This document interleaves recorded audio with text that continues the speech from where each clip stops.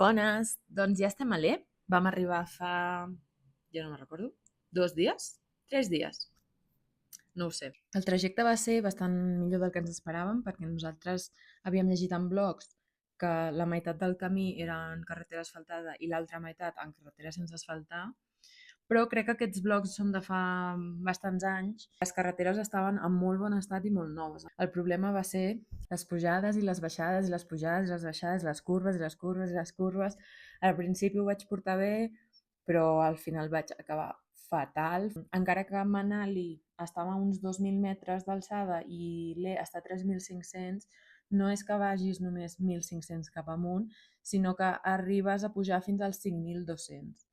Vam parar a dinar, no sé a quina alçada devíem estar, però bastant, i la sensació va ser molt estranya. Era com una sensació d'estar marejada i borratxa i que em donés voltes tot el cap. A més, l'estómac el tenia així com molt estrany també, però tampoc va ser tan horrible com m'esperava, encara que quan vaig arribar a l'hotel estava fatal. Vam tardar unes 13 hores en total per fer 450 quilòmetres.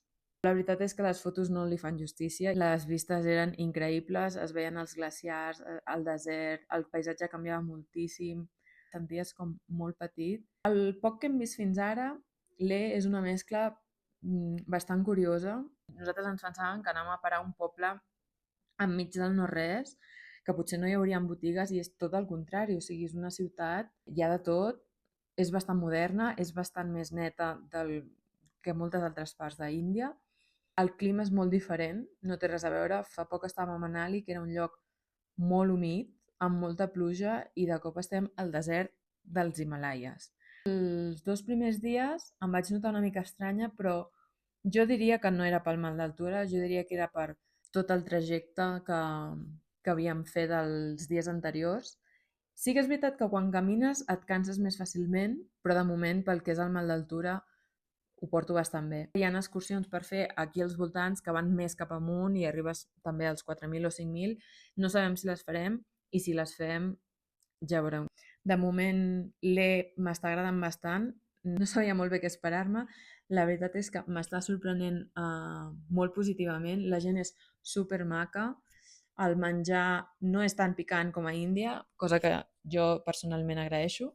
Sí que és veritat que és una mica més car del que pensava. Aquí viuen del turisme que fan durant els 4 mesos, 4, 5, 6 mesos de l'any en què es pot accedir, perquè la resta de l'any les carreteres estan gelades i no es pot accedir. Ara estem en temporada alta, amb la qual és una miqueta més car del que havíem pensat, però dintre del que és Índia. El més fort és que quan ja estàvem arribant aquí ens vam assabentar que el Dalai Lama està a l'E. Resulta que són 2 dies. El primer dia és demà, el dia 16, que farà unes xerrades, i demà passat que faran una meditació en nom seu o alguna cosa així. I nosaltres hem decidit intentar-ho. El lloc on es fa està com a 20 minuts d'aquí, però pel que hem sentit serà una bogeria. No sabem ni com funciona ni què hem de fer. Nosaltres hem sentit que podem anar allà i ja està. Ens han dit que només portem el passaport i ja està, però que serà una bogeria, que serà una bogeria el trànsit per arribar fins allà, que hi haurà moltíssima gent. Llavors, no sabem què ens espera, no sabem si ho aconseguirem o no, però ho intentarem. Ja us explicaré a veure què tal, a veure si demà som capaços de veure el Dalai Lama.